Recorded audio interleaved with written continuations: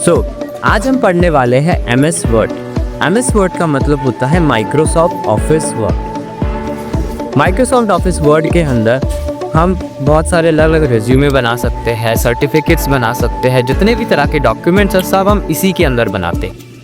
So simply आपको इसमें start करने के लिए आपको यहाँ आना है और आपको यहाँ लिखना है WORD वर्ड, और यहाँ सबसे ऊपर आपको वर्ड दिखेगा। जैसे ही हम इस पर क्लिक करेंगे तो हमारे सामने ऑटोमेटिकली वर्ड ओपन हो जाए और यहाँ पे हमें ब्लैंक डॉक्यूमेंट पे क्लिक करना है। एक तरीका हो गया इस वर्ड को ओपन करने का। एक और तरीका है जो हम शॉर्टकट यूज करके ओपन करेंगे। तो हमें सिंपली विंडो के साथ R दबाना है और यहाँ पर लिखना है WINWORD विन वर्ड, और हम एंटर करेंगे। तो जैसे ही हम एंटर करेंगे तो हमारे सामने वर्ड ओपन हो जाएगा। तो जब भी आप किसी भी इंटरव्यू के सामने ऐसे कुछ शॉर्टकट्स को यूज करोगे तो आपका एक अलग ही इम्पैक्ट उन पर पड़ेगा। देन आपको यहाँ पे ब्लैंक डॉक्यूमेंट पर एंटर दबाना है। जैसे ही हम एंटर दबाएंगे तो हमारे सामने कुछ इस तरीके की ब्लैंक शीट आ जाएगी। ये ब्लैंक शीट क्या करती है, इसमें हम जितने भी रिज्यूमे डॉक्यूमेंट जो भी हमें बनाना है सब हम इसी के अंदर बनाएंगे। यहाँ पर हमें कुछ टैब्स देखने को मिलता है। सबसे पहला है file, home, insert, design, layout, reference, mailing, review, view और हेल्प। तो यहाँ पर हम सारे टैब्स पढ़ेंगे एक्सेप्ट हेल्प। यहाँ पे मैंने एक पैराग्राफ, एक फॉर्मूला लिखा है जिससे हमारे पास पैराग्राफ आ जाता है। तो ये पैराग्राफ आने के बाद सबसे पहले हमने इसको सेलेक्ट किया।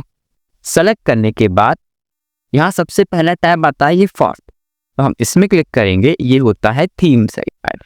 तो आप यहाँ से अलग अलग फॉन्ट सेलेक्ट कर सकते हो। जो आपको फॉन्ट अच्छा लग रहा है वो आप यहाँ से फॉन्ट सेलेक्ट कर सकते हो। यहाँ पे आपको दिख रहा है अलग अलग फॉन्ट चेंज होते हुए। ये सेलेक्ट किया हमने, फिर अगर हमने ये सेलेक्ट किया और इस पे जाके इसको चेंज किया तो ये अलग अलग चेंज होंगे। जैसा हम लेंगे उस हिसाब से इसका फॉन्ट चेंज हो जाएगा। देन उसके बाद हमने इसको सेलेक्ट किया और यहाँ से हम इसके साइज को बढ़ा सकते हैं और आप चाहो तो कम भी कर सकते हो। फिर उसके बाद यहाँ से भी आप इसके साइज को बढ़ा सकते हो और यहाँ से आप इसको कम कर सकते हो। सो ये होता है बी, इसका मतलब होता है बोल्ड।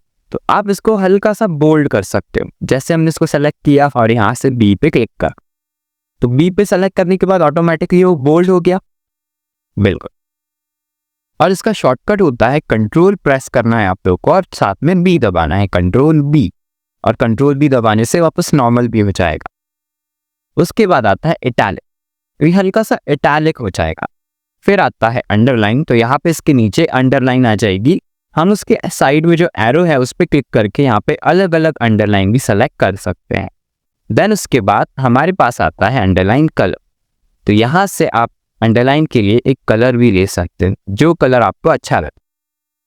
फिर आता है स्ट्राइक थ्रू, जैसे ही उस पर क्लिक करेंगे तो क्या हो रहा है, देखिए सारे कट हो गए।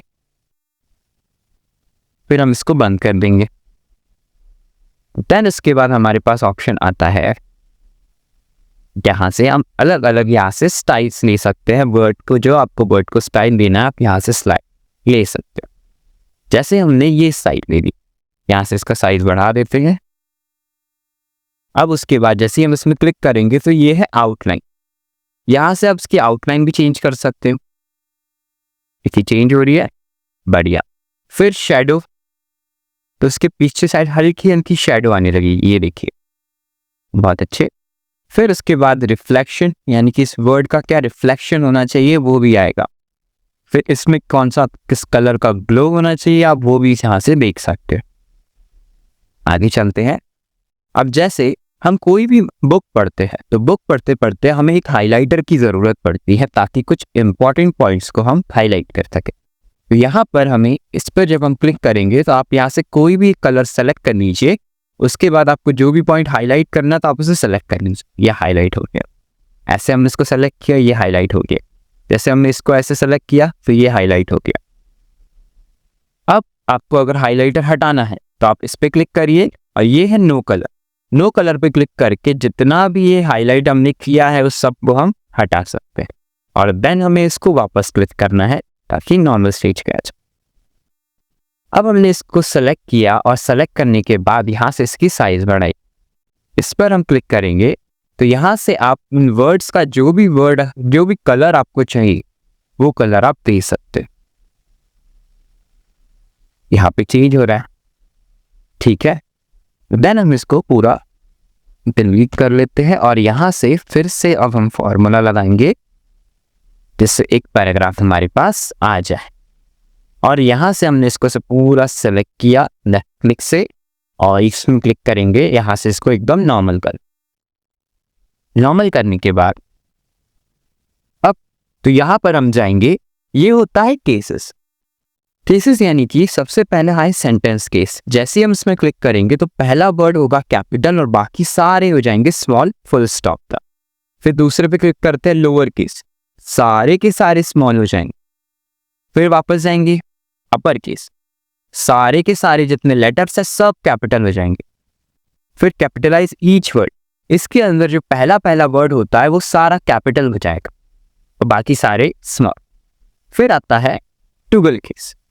टुगल केस में जस्ट का अपोजिट होता है, पहला वर्ड स्मॉल बाकी सारे कैपिटल। अब इसको हम वापस कर देते हैं कैपिटलाइज ईच वर्ड, ठीक है। देन हम आगे जाते हैं। जैसे आपने स्कूल में पढ़ा होगा 10th क्लास में, ये है H2। अब H2 को हम बोलते हैं वाटर यानी कि पानी। तो लेकिन इसमें जो 2 है वो नीचे साइड रहता है, तो इस 2 को हमने सेलेक्ट किया और यहाँ पर हम जाएंगे, इसको हम बोलेंगे सबस्क्रिप्ट। इस पर जैसे ही हम क्लिक करेंगे तो 2 नीचे आ जाए, आ गया।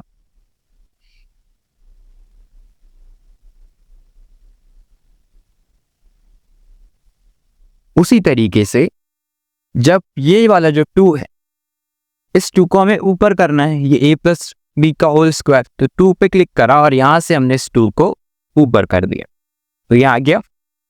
अब उसके बाद जैसे ही हम लिखेंगे तो क्या हो रहा है, ये तो अभी भी वैसे ही आ रहा है, तो हमें तो नॉर्मल चाहिए। तो नॉर्मल करने के लिए हम यहां से इसको ऑफ कर देंगे।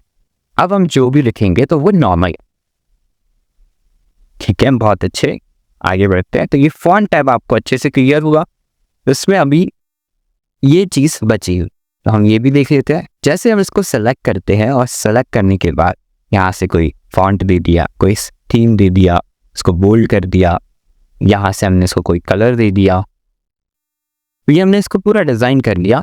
अब अगर हम इसको पूरा नॉर्मल करना है, जैसा पहले था बिल्कुल नॉर्मल वैसा ही चाहिए, तो ये होता है क्लियर फॉर्मेटिंग। तो यहाँ से आप इस पर क्लिक करिए, ऑटोमेटिकली ये जैसा था वैसा हो जाएगा। जितनी भी फॉर्मेटिंग हमने इसके अंदर की थी वो सब की सब हट जाएगी।